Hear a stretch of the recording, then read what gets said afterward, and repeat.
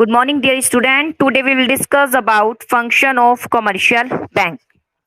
आज हम commercial bank के फंक्शन को डिस्कस करेंगे कि कमर्शियल बैंक क्या क्या फंक्शन परफॉर्म करता है. देखिए, function of commercial bank have been divided into 4 categories की 4 कैटेगरी जो है यहाँ डिवाइड किया गया है.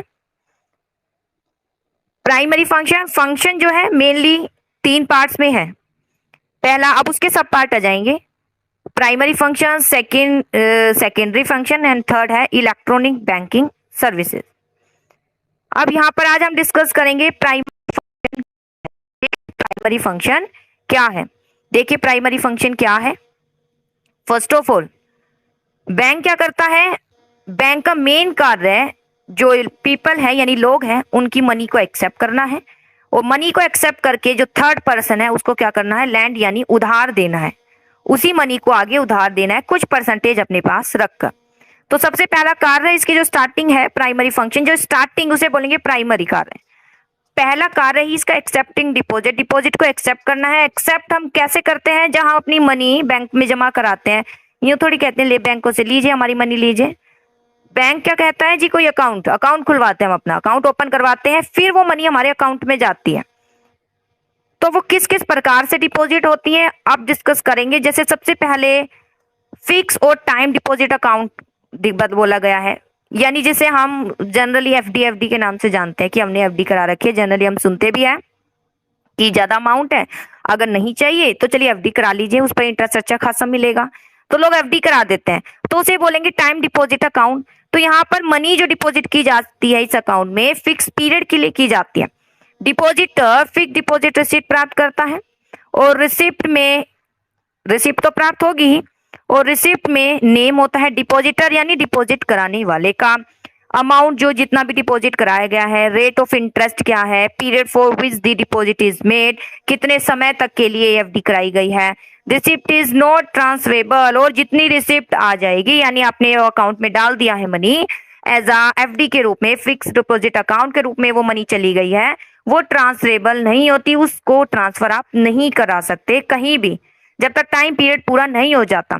फिर भी अगर डिपॉजिटर को जरूरत हो और मनी को वो टाइम से पहले ही क्या करना चाहे, टाइम से पहले ही निकलवाना चाहे, अगर जरूरत हो, अगर वो completion of deposit time period, then bank refer this money. तो बैंक देगा मनी, रखेगा थोड़ी है तो उसी की, बैंक मनी दे देगा लेकिन कुछ चार्जेस लेगा. डिस्काउंट मतलब कम पर देगा. मान लीजिए 50,000 रुपए जमा कराए थे, टाइम पीरियड पूरा हुआ नहीं है, 1 साल के लिए एफडी कराई थी, 1 ईयर हुआ भी नहीं और आपको यह भाई अमाउंट चाहिए, तो इट मीन्स आपको क्या करानी पड़ेगी, एफडी कैंसिल हो जाएगी आपकी. ठीक है, एफडी जो थी वो कैंसिल हो जाएगी 50,000 की, यानी एक तरीके से जो कॉन्ट्रैक्ट बना हुआ था आपका बैंक के साथ वो खत्म हो गया एफडी से रिलेटेड. तो बैंक क्या करेगा, अब इस पर जो इंटरेस्ट है वो तो मिलना ही नहीं है, क्योंकि वो इंटरेस्ट तब मिलेगा जब 1 साल पूरा हो जाएगा, वो तो मिलना ही नहीं है. प्लस 50,000 भी रिफंड नहीं करेगा, वो कुछ डिस्काउंट पर देगा. डिस्काउंट मतलब इससे कम पर, यानी कुछ चार्जेस पे आपको करने पड़ेंगे. पूरे 50,000 भी आपको रिफंड नहीं होंगे, लेकिन रिफंड हो जाएगा, ये श्योरिटी है. अगर जरूरत के समय आपको बहुत ज्यादा जरूरत है और चाहिए आपको, आपका अमाउंट मिल जाएगा लेकिन थोड़ा सा कम पर. इसे बोलते हैं डिस्काउंट करके. दी मनी, जो मनी डिपॉजिट होती है इस अकाउंट में, ठीक है, उस पर अच्छा खासा इंटरेस्ट भी मिलता है. रेट जो इंटरेस्ट डिटरमाइंड होती है इस पर, ये बैंक के अकॉर्डिंग वो अपने डिटरमाइन करता है. For example, rate of interest में भी लोअर फॉर, अगर मान लीजिए लंबे समय के लिए एफडी कराई है, हो सकता है कि थोड़ी सी लोअर हो. मैनी डिपॉजिट, लेकिन सेविंग अकाउंट से ज्यादा ही होती है. Money deposited in this account is also known as time liability. इसे time liability of the bank भी कहते हैं. इसके बाद आता है करंट अकाउंट. क्या है, इन दिस अकाउंट डिपॉजिटर क्या करता है, डिपॉजिट करता है मनी. ठीक है, करंट अकाउंट क्या है, ये बिजनेसमैन ओपन कराता है, क्योंकि वो डेली की ट्रांजैक्शन करता है, लाखों की ट्रांजैक्शन करता है. आज आ रहा है और आज ही शायद जा रहा है, कुछ घंटों के बाद लाखों की ट्रांजैक्शन बार बार की जाती है यहाँ पर, इसलिए उसके लिए खुलता है करंट अकाउंट. हमारा जो अकाउंट खुलता है हम खुलवाते हैं सेविंग अकाउंट, क्योंकि हमारी तो सेविंग है, छोटी छोटी स्मॉल सेविंग है, हम सेविंग को अकाउंट में डाल रहे हैं, तो सेविंग अकाउंट खुलता है. और बिजनेसमैन है वो तो ट्रांजेक्शन कर रहा है, कुछ वस्तुओं का लेन देन ये सब चल रहा है, मनी आ रही है जा रही है, तो उसके लिए करंट अकाउंट खोला जाता है. तो इस अकाउंट में जो डिपॉजिटर है डिपॉजिट करता है मनी, कितनी भी, एक दिन में कितनी भी डिपॉजिट कर सकता है, कोई इशू नहीं है, कितनी भी निकलवा सकता है, जितना फिलहाल उसमें अमाउंट है उसके अकॉर्डिंग, जितनी जरूरत है कभी भी निकलवा लेता है. इस दिस अकाउंट में जनरली बिजनेस क्लास ही डिपॉजिट करते हैं मनी, क्योंकि बैंक इस पर इंटरेस्ट नहीं देता। ठीक है, ये इसलिए बिजनेसमैन द्वारा यूज किया जा रहा है क्योंकि सारा लेन देन कैश तो होता नहीं है, सब बैंक के थ्रू ही होता है। इसलिए बिजनेसमैन को जरूरत होती है एक अकाउंट की, कि वो एक अकाउंट खुलवाए ताकि वहां डेली की ट्रांजेक्शन कर ले, मनी कभी आ रही है कभी जा रही है, कोई इश्यू उसको क्रिएट ना हो, क्योंकि कैश तो कहीं ट्रांजेक्शन नहीं होती है, आप कोई पेमेंट कैश में नहीं करते हैं लाखों की, सब बैंक के थ्रू ही होती है। इसलिए वो उसको एक अकाउंट चाहिए जहां उसको सेफ्टी बनी रहे, तो बैंक देता है उसको एक अकाउंट, वो है करंट अकाउंट। तो total amount deposit is less than, या इफ दी मान लीजिए total amount deposit is less than minimum amount required, then the bank can charge some charges. ठीक है, तो यहाँ पर कोई उसे अच्छा खासा अमाउंट जमा कराना होता है। ठीक है, अगर कुछ अमाउंट मान लीजिए बैंक वो डिटरमाइन करता है कि मिनिमम अमाउंट कितना होना चाहिए तभी अकाउंट खुलेगा। ठीक है, तो वहां पर आपको कुछ बाय चांस अगर मिनिमम अमाउंट से कम रह जाता है अमाउंट, तो कुछ चार्जेस वो लेगा आपसे। Money withdraw from this account by cheque, cheque के थ्रू भी आप कर सकते हो, क्योंकि चेक ही तो चलेगा, वहां तो चेक ही चलेगा, बिजनेसमैन तो वैसे ही चेक यूज करते हैं, हम भी चेक यूज कर रहे हैं, तो बिजनेसमैन क्यों नहीं करेगा। Money deposit in this account is known as, जो मनी डिपॉजिट कराई जाती है इसे demand liability of the bank, demand यानी डिमांड करने पर आराम से निकाला जा सकता है, इसे बोलते हैं करंट अकाउंट। इसके बाद आता है सेविंग डिपॉजिट अकाउंट। सेविंग जो हम खुलवाते हैं ये हमारी छोटी छोटी सेविंग को बढ़ावा देने के लिए की गई है, और ये बिजनेस की ट्रांजैक्शन सही से हो, कोई डिफिकल्टी ना हो, वो कैश ट्रांजैक्शन नहीं कर सकता, सब बैंक के थ्रू ही करेगा। ठीक है, तो इसलिए उसे एक अकाउंट चाहिए, वो करंट अकाउंट। लेकिन हमारी छोटी छोटी सेविंग है, जो हम हाउस होल्ड है, हमारी छोटी छोटी हमारी सेविंग होती है, उस सेविंग को बैंक अपनी ओर अट्रैक्ट कैसे करेगा, वो तब अट्रैक्ट करेगा जब वो हमसे कहेगा हाँ जी आपकी सेविंग पर क्या मिलेगा, इंटरेस्ट। तो छोटी छोटी सेविंग को बढ़ावा देने के लिए सेविंग डिपॉजिट अकाउंट खुलवाया जाता है। बैंक पे करता है इंटरेस्ट इस अकाउंट पर, जो कि लेस होता है एफडी अकाउंट से। अगर इससे वो एफडी अकाउंट से ज्यादा यूज होता तो क्यों एफडी कराते हैं, एफडी कराते ही इसलिए है ताकि जो इंटरेस्ट है वही अमाउंट इस सेविंग अकाउंट में है वही एफडी में है, तो उस पर इंटरेस्ट ज्यादा मिलेगा और इस पर कम मिलेगा। Money deposit in this account is known as demand liability, इसे भी डिमांड लायबिलिटी बोलते हैं, क्योंकि डिमांड करने पर आराम से आप मनी निकलवा सकते हो, जमा कराइए तो निकलवाइए, कभी भी निकलवाइए। अब आता है रिकरिंग डिपॉजिट अकाउंट क्या है, देखिए। In this type of account depositor deposit कराता है एक fix amount of money for a fix period. देखिए क्या है, इसे बोलते हैं आवर्ती डिपॉजिट अकाउंट। इसमें डिपॉजिटर डिपॉजिट कराता है फिक्स अमाउंट एक फिक्स टाइम के लिए।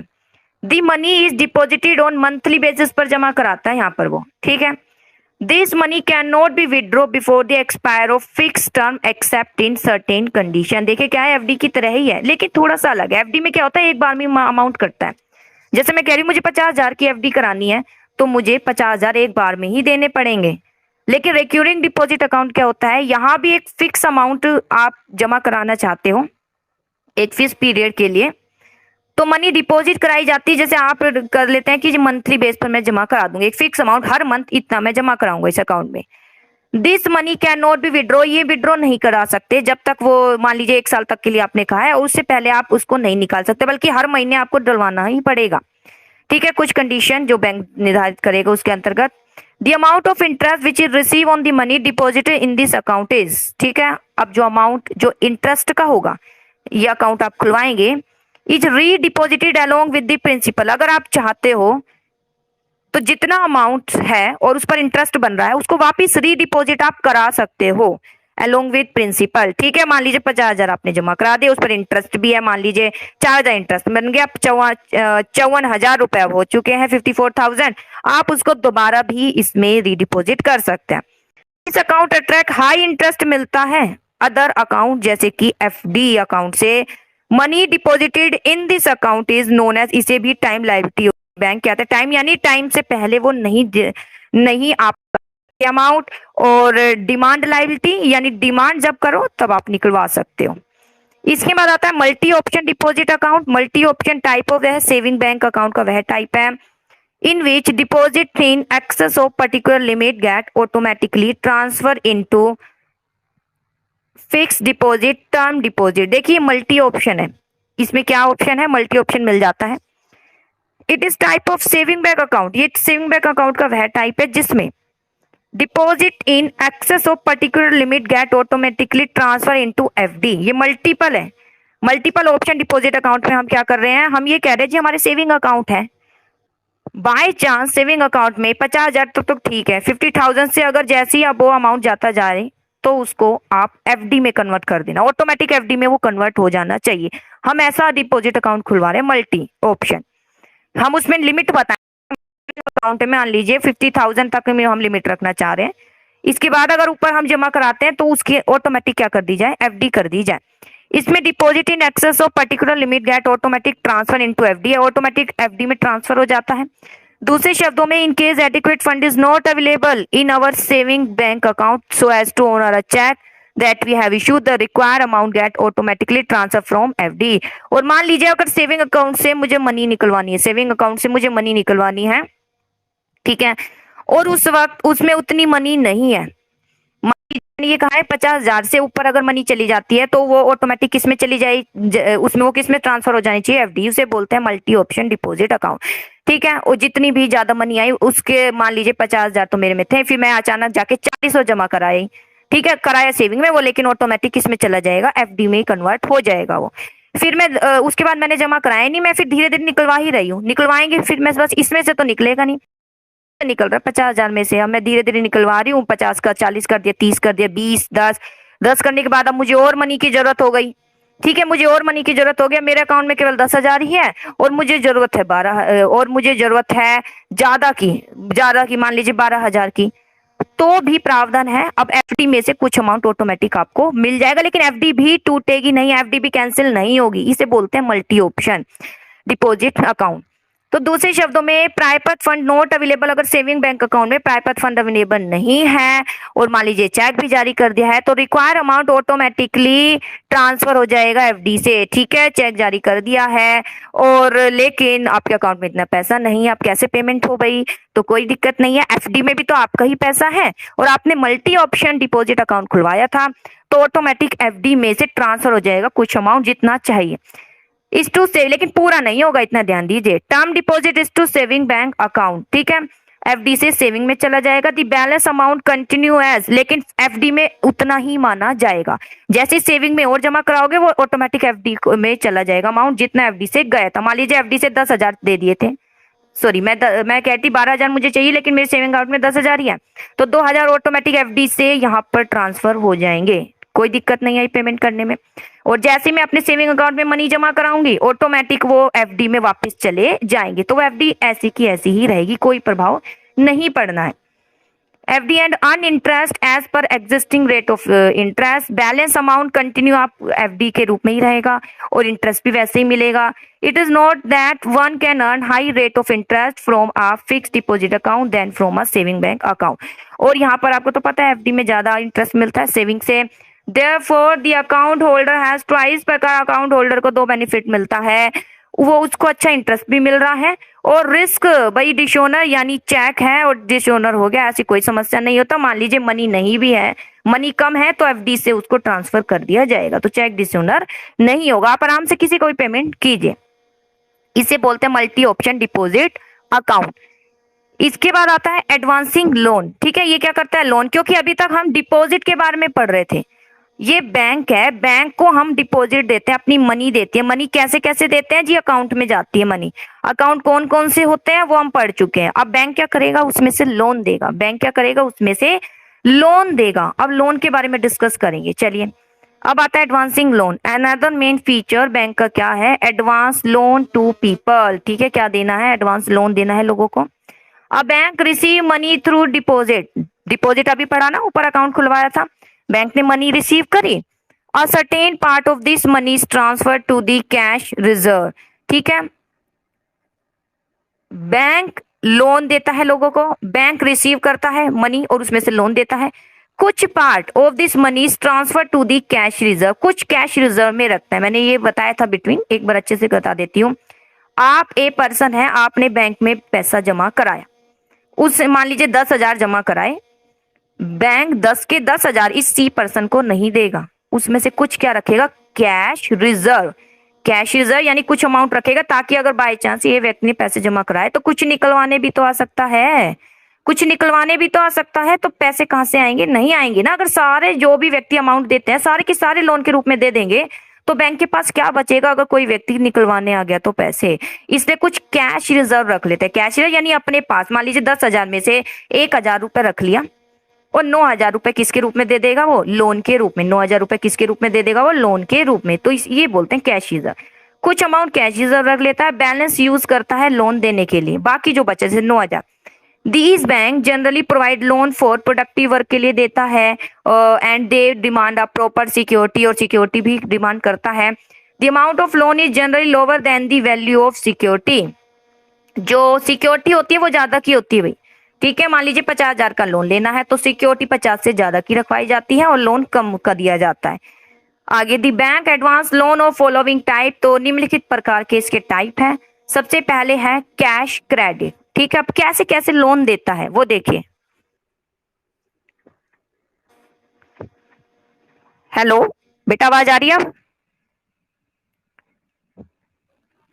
Okay, cash credit under this, अब देखिए कैसे कैसे लोन देता है। फॉलोइंग टाइप है cash credit under this, a borrower is allowed to withdraw a specific amount on the basis of a specific security। देखिए कैश क्रेडिट, कैश उधार दे रहा है, इसके अंतर्गत borrower is allowed, borrower कौन है, borrower is allowed to withdraw a specific amount on the base of specific security. जो borrower है उसको अलाउ किया जाता है, क्या अलाउ किया जाता है कि विड्रॉ यानी ले, उधार लेने वाले, बरोबर उधारी होता है जो उधार जिसको लेना है, उसको अलाउ किया जाता है कि विड्रॉ यानी वो निकलवा सकता है स्पेसिफिक अमाउंट एक स्पेसिफिक सिक्योरिटी के बदले अपने अकाउंट से, यानी उसको उधार मिलेगा। दी borrower withdraw the money and deposit it within the specific limit only, और स्पेसिफिक लिमिट के अंतर्गत वो पहले मनी निकलवा लेगा और निश्चित समय में वो मनी वापस डाल देगा। The bank charges interest only on the money withdraw, जितनी मनी निकलवाई है उतने पर ही वो क्या करता है, उसका चार्ज करता है, ठीक है। जैसे क्रेडिट कार्ड आपने सुना है ना, क्रेडिट कार्ड क्या है जिसमें बैंक कहता है हाँ जी इतनी लिमिट, मान लीजिए 5,000 और ऊपर से जितने आपके अकाउंट में मान लीजिए 50,000 है और आपको 55,000 की जरूरत है तो 5,000 और आप इसमें से को यूज कर सकते हो, बैंक अपनी तरफ से देगा। तो ये कहलाया जाता है कैश क्रेडिट, यानी कैश उधार देना। तो इसमें मनी एक निश्चित संख्या दे देता है कि निश्चित संख्या आप निकलवा सकते हो। अब जितना भी बरोबर को चाहिए मनी, ठीक है, वो निकलवा लेता है, उसके बाद वो उसको क्या कर देता है, वापस डिपॉजिट करा देता है एक लिमिटेड टाइम में। अब आते हैं ओवरड्राफ्ट क्या है। The customer who maintain a current account, जो करंट अकाउंट मेंटेन करता है with the bank, take permission from the bank to withdraw more amount than deposited in his account. जो कस्टमर मेंटेन करता है करंट अकाउंट, करंट अकाउंट आपको पता है ना बिजनेसमैन यूज करता है, टेक परमिशन, वो बैंक से परमिशन ले लेता है कि withdraw more amount than deposited in this account, वो बैंक से परमिशन लेता है। ये ध्यान दीजिएगा ओवरड्राफ्ट किसके लिए है, ये करंट अकाउंट के लिए है। करंट अकाउंट यानी बिजनेसमैन के लिए, बिजनेसमैन करंट अकाउंट खुलवाएगा। वो क्या कह रहा है, उसको बेटा लाखों की ट्रांजेक्शन करता है, कभी पेमेंट भी कर रहा है, तो कुछ तो उसको सहायता देगा ही बैंक। तो वो चाहे वो परमिशन लेता है बैंक से, क्या वो ज्यादा अमाउंट जितना उसे डिपॉजिट कराया उससे ज्यादा अमाउंट ले सकता है। The extra money withdraw is called, जितनी भी वो एक्स्ट्रा मनी विड्रॉ कराएगा उसे बोलेंगे ओवरड्राफ्ट। ओवरड्राफ्ट ज्यादा मनी निकलवा ले। This facility is available to trustworthy customer के लिए ही होता है, स्मॉल पीरियड्स को, काफी कम समय के लिए। ट्रस्टवर्दी यानी जिस पर विश्वास किया जाता है, जिसका बैंक के साथ अच्छा रिलेशन है, लंबे समय से अकाउंट से जुड़ा हुआ है, इजी आसानी से इसकी ट्रांजेक्शन की कर रहा है, कोई डिफिकल्टी बैंक फील नहीं कर रहा है इससे रिलेटेड। फॉर इंस्टेंस अगर इंडिविजुअल के अकाउंट में 10,000 ही है डिपॉजिट और बैंक ने उसको अलाउ किया है चेक यानी 12,000 तक भी ले सकते हो, तो 2,000 भी वो क्या कर सकता है, यूज कर सकता है पेमेंट करने के लिए, इसे बोलते हैं ओवरड्राफ्ट फैसिलिटी। इसके बाद आता है डिमांड लोन क्या है। These loan are provided by bank against the security, security के बदले देता है, ठीक है। डिमांड लोन जैसे बेटा आपने एफडी करा रखी है, ठीक है, एफडी के बदले भी, एफडी क्या है, एक प्रकार की सिक्योरिटी तो है, यानी आपका मनी है, आपके पास मनी है जो बैंक के पास है। तो डिमांड लोन क्या है, बैंक एक सिक्योरिटी, सिक्योरिटी कौन सी, एफडी की भी हो सकती है या कोई गवर्नमेंट सिक्योरिटी जैसे टी बिल मैंने बताया तो उसकी भी हो सकती है, या लाइफ इंश्योरेंस आप कराते हो ना वो भी सिक्योरिटी आप यूज कर सकते हो, फिर आपको एक लोन मिल जाता है। These loan are called demand loan because the bank can demand, इसे डिमांड लोन बोलते हैं क्योंकि बैंक कभी भी किसी भी समय कह सकता है भाई ये इस मनी को वापस दे दी जाए। इसके बाद आता है टर्म लोन। देखिए टर्म लोन क्या है, टर्म यानी बेटा लोन ये इस प्रकार के लोन लिए जाते हैं टर्म लोन, जिसमें हम बेटा मंथली ईयरली ये सब शामिल होता है। डिमांड में तो कोई स्पेसिफिक नहीं है, किसी भी समय बैंक डिमांड कर सकता है मनी वापस दीजिए। टर्म लोन क्या है, these loan are provided by bank to their customer for a fix period, fix period के लिए जमा कराया जाता है। To purchase machinery, truck, scooter, houses, कुछ भी जो आपको परचेज चेक करना है, हाई अमाउंट ही होगा तभी आप टर्म लोन ले रहे हैं। तो बैंक कस्टमर को देता है फिक्स समय के लिए ताकि वो परचेज कर सके मशीन, ट्रक, स्कूटर, हाउस, कुछ भी। The borrower repay this loan is, अब बोरोवर क्या करता है, इसको लौटाता है कैसे, या तो मंथली दे रहा है धीरे धीरे, क्वार्टरली दे रहा है, या हाफ ईयरली पेमेंट कर रहा है, या एनुअल इंस्टॉलमेंट बना के दी जा रही है, वो डिपेंड कर रहा है कि कैसी इंस्टॉलमेंट बनवा रहा है वो। इसे बोलते हैं टर्म लोन। तो जनरली हम टर्म लोन ही यूज करते हैं। इसके बाद आता है discounting of bill of exchange क्या है।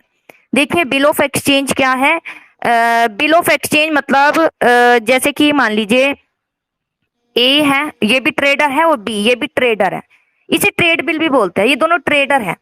ठीक है, मान लीजिए ए ने फर्नीचर दिया है, फर्नीचर मान लीजिए फर्नीचर दिया है बी को, ठीक है, उधार दिया है, क्या दिया है, ए ने बी को फर्नीचर उधार दिया है।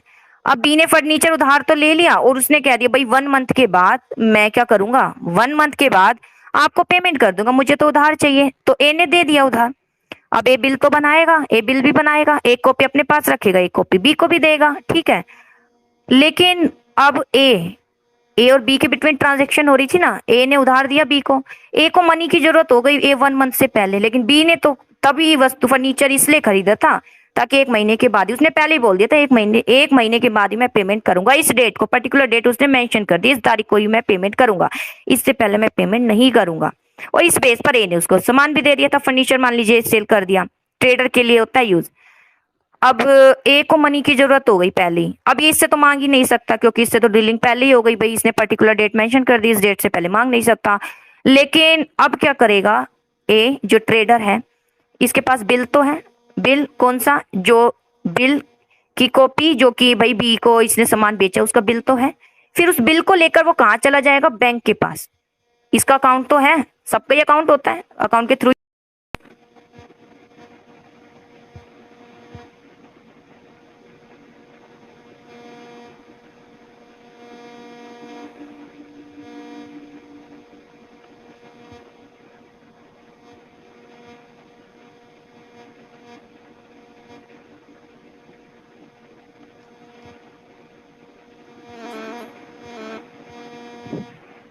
हाँ जी, मैं ये बताई थी discounting of bill of exchange.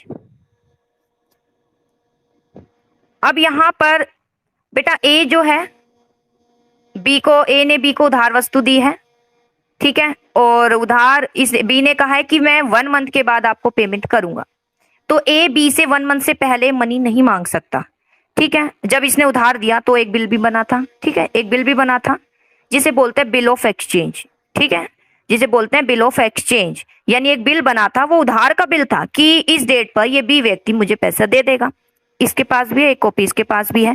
अब ए को 1 मंथ से पहले जरूरत हो गई मनी की, अब ये बी से तो मांग ही नहीं सकता, बी से मांग नहीं सकता, अब ए क्या करेगा, ए अपने बैंक के पास जाएगा, अपने बैंक के पास जाएगा, मान लीजिए HDFC बैंक है, ठीक है, इसके पास जाएगा वो, ठीक है, या मान लीजिए SBI है, पंजाब नेशनल बैंक है, PNB है, मान लीजिए PNB बैंक में अकाउंट खुला, वो यहाँ पे जाएगा, वो किसको लेके जाएगा, अपने इस बिल को, ठीक है, इस बिल को यहाँ PNB में शो करेगा, PNB में शो करेगा। PNB, ठीक है, मान लीजिए इसने 50,000 तक का क्या दिया था, 50,000 तक का सामान दिया था, बी को ट्रेड किया था 50,000 तक का, 50,000 तक का ये बिल है, तो ये PNB में ले जाएगा। फिर PNB क्या करेगा, अगर चाहे तो, डिपेंड करेगा बैंक पर ही, बैंक पर डिपेंड करेगा ये कि वो ट्रांजेक्शन करेगा या नहीं। अगर PNB चाहे तो, अगर ये बैंक चाहे तो, अगर इसका रिलेशन ए के साथ अच्छा है, ए की ख्याति अच्छी, लंबे समय से इसका कस्टमर बना हुआ है, कोई डिफॉल्टर नहीं है, अगर लोन भी लेता है टाइमली पेमेंट कर देता है, तो PNB क्या करता है, इस बिल को एक्सेप्ट कर लेता है, ठीक है। और मान लीजिए इसे 50,000 रुपए तक का बिल है, 50,000 तो देगा नहीं, इससे कम ही देगा, ठीक है। मान लीजिए वो कितना कम डिपेंड करेगा PNB पर, मान लीजिए वो 45 ही दे रहा है या 40 ही दे रहा है, लेकिन जब वापिस लेगा ना पैसे तो पूरे 50 ही लेगा, पूरे क्या लेगा, 50 ही लेगा। इसे बोलते हैं discounting of bill of exchange, क्या बोलते हैं इसे, discounting of bill of exchange यानी डिस्काउंट पर क्या करना, डिस्काउंट पर क्या करना है, यूज करना है। अनदर मेथड ऑफ मतलब डिस्काउंट यानी कम पर, लेकिन आपको फिर भी जरूरत के समय अमाउंट मिल जाता है जो कि बैंक प्रोवाइड कर रहा है। अनदर मेथड है प्रोवाइडिंग एडवांस बाय लोन। इसके अंतर्गत बैंक की मनी, कस्टमर को मनी देता है, ठीक है, सिक्योरिटी ले लेता है बिल ऑफ एक्सचेंज की before the expire of bill in case a customer needed, ठीक है। After charging discount for the remaining period of bill the bank make immediate payment. और मान लीजिए कोई ट्रेडर है, उसने बिल ऑफ एक बिल बनाया भी है, लेकिन उससे पहले ही उसको जरूरत हो गई मनी की, तो वो बैंक के पास जाएगा, बैंक क्या करेगा, उसको डिस्काउंट पर यानी जितना अमाउंट था उससे कम पर देगा उसको मनी, ठीक है। एंड बैंक इमीडिएट पेमेंट कर देगा बिल के अगेंस्ट द बिल, बिल रखेगा। Bank discount only the trade bill, ठीक है, डिस्काउंट करेगा ट्रेड, ट्रेड से रिलेटेड है, ऐसे नहीं कोई भी बिल आप लेकर चले जाते हैं, ट्रेडर के लिए ही है। The bank charges interest from this as per market rate, कुछ इंटरेस्ट भी लेगा जब तक उसने, एक तरीके का लोन ही होगी ना उसके लिए, बिल एक सिक्योरिटी हो गई और बदले में लोन ही दे रहा है वो, ठीक है, और उसमें कुछ इंटरेस्ट भी चार्ज करेगा, वो मार्केट रेट के हिसाब से होगा। And on the completion of period the bill of exchange, ठीक है, और मनी रिसीव करेगा जितनी उस पर लिखी हुई है कंप्लीट ही, और प्लस अलग से उसका एक इंटरेस्ट भी बनेगा। ये सब कहलाया जाता है discounting of bill of exchange.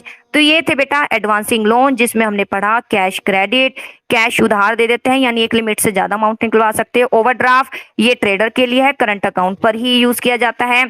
Demand loan यानी एफडी है, कोई सिक्योरिटी है, लाइफ इंश्योरेंस पॉलिसी है, आप उसको शो करके कुछ लोन ले सकते हो, लेकिन ये डिमांड लोन इसलिए क्योंकि बैंक कभी भी इसे कह सकता है वापस दीजिए। टर्म लोन हम यूज करते हैं क्योंकि हम मंथली, ईयरली, एनुअली इसकी इंस्टॉलमेंट बनवाते हैं। Discounting of bill of exchange ये ट्रेडर यूज करता है जब उससे जल्दी क्या चाहिए, मनी चाहिए, किससे, दूसरे व्यक्ति से, ठीक है बेटा। इसके बाद आता है सेकेंडरी फंक्शन क्या है।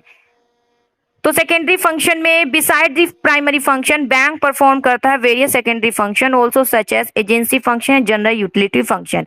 तो इसमें हम पढ़ेंगे कि एजेंसी फंक्शन क्या है और जनरल यूटिलिटी फंक्शन क्या है। तो थोड़ा सा एक दो पॉइंट चलिए मैं बता देती हूँ। एजेंसी फंक्शन क्या है, first of all collection and payment of various item, विभिन्न प्रकार की कलेक्शन एंड पेमेंट करता है। बैंक कलेक्ट करता है, चेक, चेक आता है ना, रेंट है, इंटरेस्ट है, सब कुछ कस्टमर के बिहाफ में क्या करता है, इंश्योरेंस, इंश्योरेंस कराया, इंश्योरेंस का प्रीमियम, सब कुछ बैंक के थ्रू ही किया जाता है। क्या, ट्रांसफर, सब कुछ बैंक के थ्रू ही क्या किया जाता है, ट्रांसफर, सारी ट्रांजैक्शन बैंक के थ्रू ही की जाती है, इसलिए ये क्या क्या कहते हैं हम, एजेंसी फंक्शन। परचेज सेल करता है, सिक्योरिटी, बैंक परफॉर्म करता है function selling and purchasing of security customer के बिहाफ में।